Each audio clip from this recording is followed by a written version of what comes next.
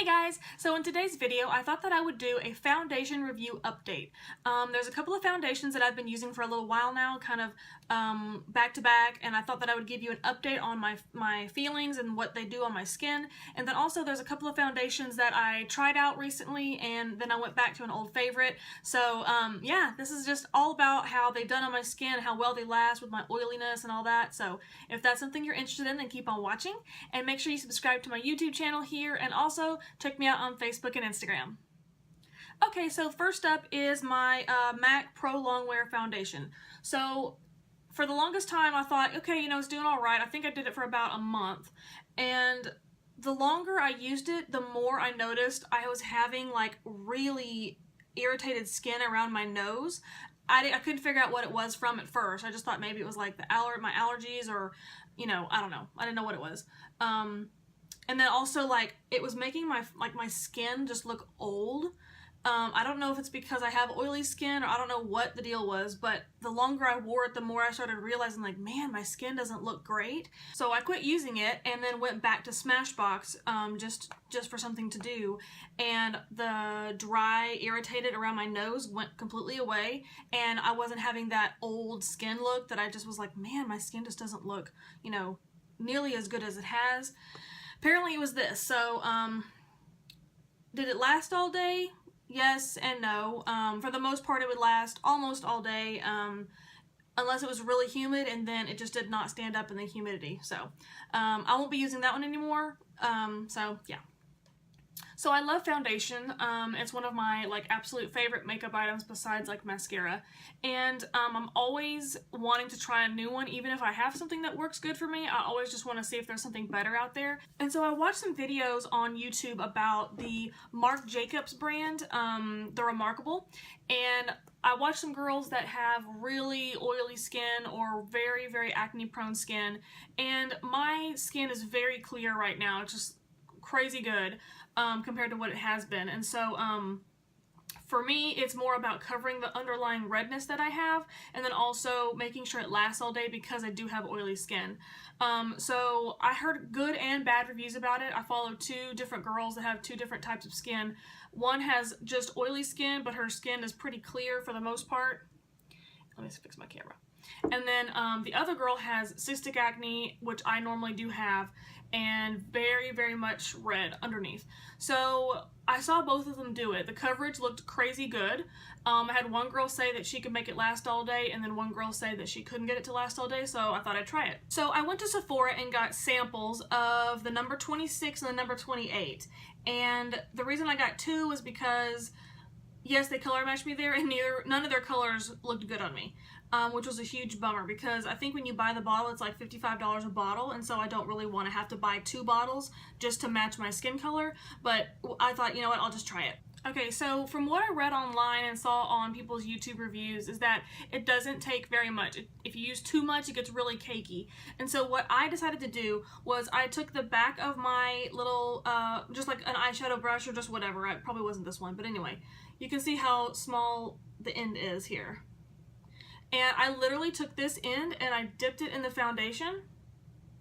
Let's see if I can do it without making too much of a mess. Okay, there we go. I literally took a dot of foundation. If I can get it to be not so bright. Anyway, I would take this teensy amount and do it all over one cheek and get just very minimal product on my face. I do the same thing all over, and I would have, probably not even half of a pump of what I use in every other brand. And I'm telling you, the coverage was crazy good.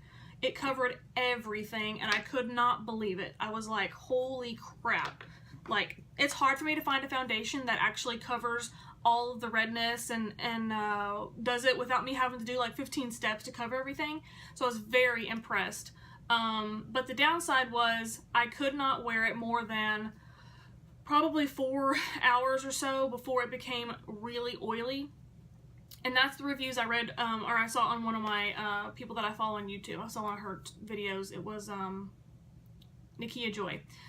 So anyway, her video was the same thing. She used a lot more product than I did, which I went and read everybody's comments below, and they all said that she used way too much product, so hers was cakey.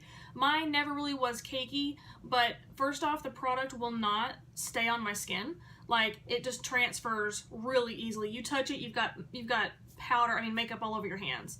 Another thing is what it would do is, like, around my forehead, like, the middle would get really, really oily, and basically, like, if I touched it, all of that was gone. So by the end of the day, which, like, yesterday I wore it for like 6 hours, and by the time I went to take it off, there was no makeup left on my nose or on my chin, which is crazy. So I won't be buying that product. I'm glad that I could do a little sample pot of it, because like, if you just want like a really fast application, like you're gonna go to the grocery store and you don't want to do a ton of makeup, but you want to have nice, like, flawless looking skin, that I'm honestly, like, I can put that on and just buff it in, and it dries really fast, and I look really good for just a little bit of time. So that's probably the only thing I could ever use it for. Other than that, I won't be using that as my, everyday foundation. So on a side note from foundation, I did try a new primer, but I don't have it on me to show you because I returned it because it was that bad. It was the Cover FX Mattifying Primer for acne-prone skin, and I didn't realize it when I bought it. I don't know why I didn't realize it, but it had salicylic acid in it, which I do use a face wash that has salicylic acid in it, and it's very gentle on my skin, but when I use any other brand that has it in there, it irritates my skin like crazy. So I basically put the product on, didn't realize that was in there until halfway through the day my face started to burn a little bit, and that was the only thing I had done differently other than the foundation. So I read the box, and yeah, I had salicylic acid in there. It did not help one bit with the oiliness, because I used it with the Marc Jacobs little pot that I got. It did not mattify at all. I could not even tell that I had a mattifying primer on underneath that makeup, because I'd used it the day before with my normal primer, and it was oily. So then I used it with the mattifying primer, it was still oily. Then I used it without primer, and it was super oily. So, none of those options worked. So I even actually did try it with the Porefessional from Benefit, which I bought the sample size. This doesn't do anything, this doesn't mattify for me at all. I have not had luck with any mattifying primers at all. I don't know what the deal is, but none of them seem to mattify me at all. So the only one that works for me is the Smashbox Photo Finish, and my light is really bright, so it's hard to read it. But anyway, it's the Photo Finish Light Oil-Free Foundation. It looks similar to their regular primer, but this one is the light. I've tried the regular, and it's just too silicone-y for me, so this is the only one that I keep going back to consistently that does what I want it to do all the time. Okay, so when I stopped at Sephora the other day, I picked up one of my old favorites. It's the IT Cosmetics Bye Bye Redness. There we go. I can't put it right in front of the camera because it won't. Oh, there it goes. Okay. So what this is, it's a neutralizing correcting cream, and the awesome thing about this is, like, it actually really does cover the redness, kind of like that Marc Jacobs I was talking about. It really does cover. The downside is that it's expensive for how much product you get. So here's the jar, and it is 0.37 ounces, which in a foundation you normally get an ounce. So 0.37 ounces, and it's thick. So you normally need more product than you would on like a liquid foundation. It's very thick. You can see it's not coming out. And so the downside is if you use it by itself, it's going to take a lot of product to cover, but it will cover. So I have used this all by itself as a foundation. The problem is it's just got a teeny bit of oil to it, so it's not going to last forever, but the redness coverage is amazing. So what I would recommend is mixing this with your favorite foundation to give that foundation more coverage. One of my favorites is always been Smashbox, their Studio Fix foundation. The only problem I ever had with it is that the coverage isn't enough for me. Even if you do 2 coats, it's still not quite enough. I just want it to cover the redness without putting on 5 layers of makeup. But what it does do is it lasts all day, so I can actually have oil-free skin literally almost all day long. and my skin still looks healthy and not cakey and not, you know, the makeup hasn't separated and all that. So what I did today is I mixed these two together, and I literally just took a few dots of the foundation and just, you know, dotted it around, and then took a few dots of this. I did it the same way with the back of the brush. I think that's a really easy way to make sure that you don't put too much foundation on. You can always add more, but it's easier if you start with less and figure out what kind of coverage it gets you without caking your face. So I bought the 2.25 in the Smashbox. Normally I wear a 2.15, which I keep that one here. I just wish it was like a hair darker. They do have one, let's see, I think they have a 2.2, but that's not my skin tone, so I can't wear that one. So I had to jump up to the 2.25. So when you pump it out, it actually looks kind of orange. Let me see here. Ooh. I don't know if you can tell. It's hard with my lights are so bright. I mean, when you look at my hand, obviously it doesn't match my hand, and I don't have all my spray tan on right now.